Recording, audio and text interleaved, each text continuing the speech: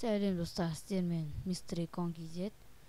Бүгін мен Майнкрафттан сіздерге мысалы свиньяға қалай отыруға керек екенін көрсетемін. Шошқа қызықша. Ал бастайық. Ол үшін бізге мына қолымдағы заттар керек.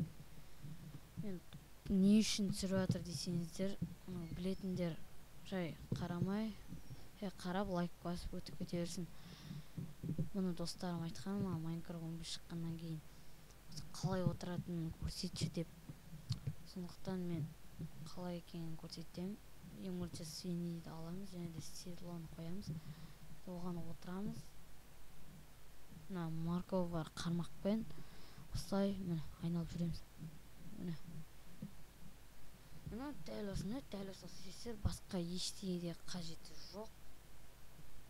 Сіздермен болған Mystery KZ, лайк басыңыздар, арнаға жазылыңыздар. Сау болыңыз.